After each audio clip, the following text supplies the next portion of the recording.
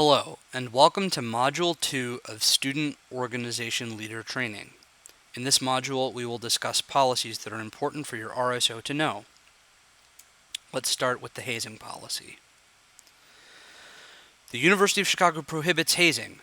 A person commits hazing when he or she knowingly requires a student or other person at the university to perform any act on or off university property for the purpose of induction, admission, or membership into any group, team, organization, or society associated with or connected to the university if the act is not sanctioned or authorized by the university and results in harm to any person or could reasonably be foreseen to result in such harm. Please note that a person's willingness to participate in an act of hazing does not justify or excuse the act or fall outside of this policy. Some examples of hazing include the creation of physical or mental exhaustion or fatigue, forced consumption of alcohol or other intoxicants, physical and mental shocks, paddling, physically or psychologically dangerous or risky activities, coercive, degrading, or humiliating games and activities, appropriation of public or private property, physical harm, and pressuring or coercing any person to participate in activities that are inconsistent with the university's community standards or policies or with applicable law. Please note that these examples are intended to be illustrative and are not all-inclusive. Any student or group that commits hazing will be subject to discipline under college housing discipline or the germane student disciplinary system as appropriate.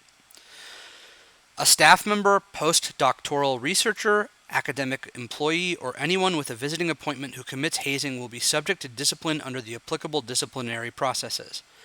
In addition, because hazing is a crime under Illinois law, the state's attorney may bring criminal charges against any person responsible for hazing. Any person with knowledge of hazing is expected to communicate promptly with the Office of the Vice President of Campus Life and Student Services, the Office of the Provost, the University of Chicago Police Department, or University Human Resources. Reports also may be made using the university's whistleblower hotline at the number provided below. Let's move on and discuss protest and demonstration on campus. The primary function of a university is to discover and disseminate knowledge by means of research and teaching. To fulfill this function, a free interchange of ideas is necessary, not only within the university, but also with the larger community and society. At the University of Chicago, freedom of expression is vital to our shared goal of the pursuit of knowledge. Such freedom comes with a responsibility to welcome and promote this freedom for all, even in disagreement or opposition. The right of freedom of expression at the university includes peaceful protests and orderly demonstrations. At the same time, the university has long recognized that the right to protest and demonstrate does not include the right to engage in conduct that disrupts the university's operations or endangers the safety of others. University Statute 21 states, "Conduct of members of the university disruptive of the operations of the university, including interference with instruction, research, administrative operations, freedom of association and meetings, is prohibited and is subject to disciplinary action." The Dean on Call will work actively to preserve an environment of spirited and open discourse and debate, allowing for the opportunity to have all participants contribute to intellectual exchanges and full participation in the event. A few notes on noise level and building occupancy during protest and demonstration. All protests and demonstrations held outdoors are subject to the same guidelines outlined in the Outdoor Events on Campus policy, which we will cover in detail in Module 5. For a protest or demonstration, attention must be paid to the occupancy limits and general safety of the university community in the spaces being used. Please see building occupancy limits and access linked in the Dig Deeper section of this module for more information. Your organization may want to use placards, banners, and signs during your protest. Placards, banners, and signs generally are allowed, but may not be dangerous for others or impede the participation of others in the life of the university. If the use of placards, banners, and signs are deemed to be dangerous or impede the participation of others, university officials will require the individuals carrying the placards, banners, or signs to move to a different location or remove their materials. Adherence to building closures is expected of people participating in a protest or demonstration within a university building, and university officials will require that protesters or demonstrators leave at the time of building closure. Advanced arrangements are extremely important when planning student organization, protest, and demonstration. To further the effectiveness of your event, organizations and other groups of students organizing a protest or demonstration must make the appropriate arrangements with the staff of the Center for Leadership and Involvement and or their appropriate RSO advisor within the center. The protest location must be approved in advance by the Center for Leadership and Involvement, and intended movements to other areas of campus or into buildings and offices must be expressed in the initial protest request and explicitly approved in advance. Like all other events or activities at the university, a request to hold a protest or demonstration should be submitted no later than 48 hours before the start of the event and must be approved by the Center for Leadership and Involvement or their appropriate RSO advisor within the center. Your RSO advisor will work together with the Dean on Call and will be engaged with student protesters and demonstrators during the event to help assure that the event is effective, to ensure participant safety, and to ensure that the protest does not disrupt the normal functioning of the university. Additionally, students are asked to make appropriate arrangements to acquire city permits for events occurring on city sidewalks and streets adjacent to the university, and must adhere to city ordinances and applicable state and federal law. Protests and demonstrations normally are permitted until or unless the university officials determine that university operations have been compromised or the rights of others have been significantly infringed. Interference with instruction and research are viewed as particularly disruptive to the university. Please note that application of this policy does not preclude the application of other university policies or regulations as may be warranted by a given situation, including authority to direct, the university's ID policy, use of the Dean on Call program, and university disciplinary systems. Furthermore, a protest or demonstration that significantly disrupts the operations of the university or fails to adhere to building closures may lead to arrest and prosecution for violations of City of Chicago ordinances or state or federal statutes. A protest, demonstration, or event on campus may invite other forms of protest. When these occasions arise, the expression of all parties is very important. Please note that a separate protest area may be designated by campus and student life for those persons with views that differ from the views held by the event organizers.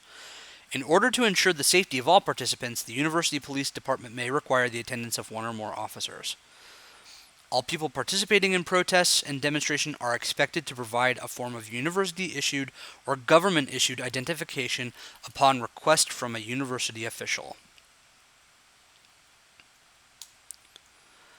Let's move on and discuss alcohol policies related to your student organization. The university allows moderate consumption or possession of alcohol on university premises at approved functions only, and only by those legally permitted to consume or distribute alcohol. Illinois law prohibits the consumption or possession of alcohol by persons under the age of 21, and the supplying of alcohol to any person under the age of 21. To request permission to serve alcohol at an event, please read and sign the guidelines and the event alcohol approval request form that is linked in the Dig Deeper section of this module. Please note that this form must be submitted to your RSO advisor at least 2 weeks prior to your event. Persons serving alcohol must be at least 21 years old and have completed UCARE training. The amount of alcohol to be served will be determined by the Center for Leadership and Involvement. This is determined by the length of the event and the number of guests present. Groups must designate one student and one full-time staff or faculty member to be present for the entirety of the event, and only beer and wine may be served, no spirits or hard liquor. For events where individuals under 21 may be present, university staff or faculty may have to check identification and serve alcohol. Students will be allowed a maximum of 3 reasonably sized drinks. Fewer may be allowed based on the length of the event. Appropriate precautions must be taken to ensure that event participants under 21 do not have access to alcoholic beverages. You must provide sufficient amounts of non-alcoholic beverages and adequate amounts of non-salty food. Consumption will be limited to the approved event area only, and individuals may not bring their own alcohol to the event. You may not reference the availability of alcohol in any publicity for your event, and no alcohol may be served during the last half hour of your event. Let's cover the last major policy that you need to know: driving for your RSO. Driver qualifications are that you must be a minimum of 18 years of age and meet rental car company minimum age requirements. You must possess a U.S. driver's license for at least 2 years, have more than 2,000 miles of driving experience, and have received no moving violations, convictions, or court-ordered supervision. To apply for driver approval, there are a number of documents you will need to submit to the Student Activity Center in the lower level of the Reynolds Club at least 2 weeks before your trip. All of the forms indicated below are linked and available in the Dig Deeper section of this module. If you have questions, reach out to your RSO advisor. Vehicle policies include that any traffic citation or parking ticket issued is the responsibility of the driver. The university provides no legal or financial assistance to students who receive such citations. In the event that the university is served with a citation because of the use of the vehicle, the student organization shall reimburse the university for its costs. Also, note when renting a vehicle, you do not need to purchase the rental company's insurance policy, and the rental company's insurance policy is not reimbursable. The rental vehicle will be covered under the university's insurance policy as long as all appropriate paperwork is completed and the driver has been approved.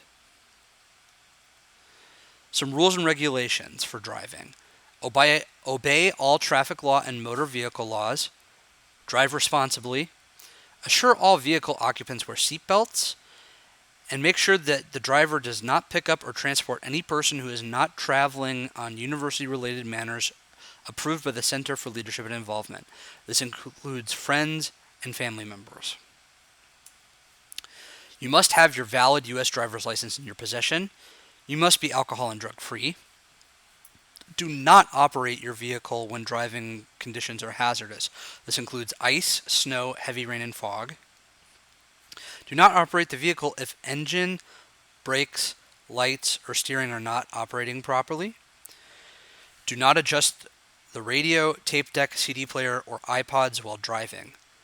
These may be played as long as the sound level is low enough to permit the driver to hear a car horn. Additionally, do not eat, drink, smoke, or use cell phones, this includes texting, while driving. There are a few special rules for trips over 250 miles. No driver may operate a vehicle for more than 3 consecutive hours or more than 6 hours in one day. No student may ride in a vehicle for more than 16 hours within a 24-hour period on university-related matters. At least one person must be awake and in the seat next to the driver at all times, and no driving is allowed between the hours of 12 midnight and 6 a.m. In case of accident or emergency, you must immediately report accidents to the Office of Risk Management as well as to the approving office of the trip, in this case, the Center for Leadership and Involvement. All traffic citations must be reported to the approving office. In the event of accident or emergency, remain calm and courteous. Prevent additional damage by getting safely off the road and turning off the ignition as soon as possible. Call the proper local authorities and seek medical attention if necessary. Record all facts and details regarding the incident, including the names and addresses of drivers involved and vehicle descriptions and plates. Be sure to give your information to other drivers involved and to the authorities. Do not express an opinion as to who is at fault. And do not talk about the accident to anyone except for the police, the owners of other vehicles involved, the rental car company, your RSO advisor, or the Office of Risk Management. You have now reached the end of Training Module 2. Please complete the quiz and then move on to Module 3, which is linked in the Dig Deeper section of this module.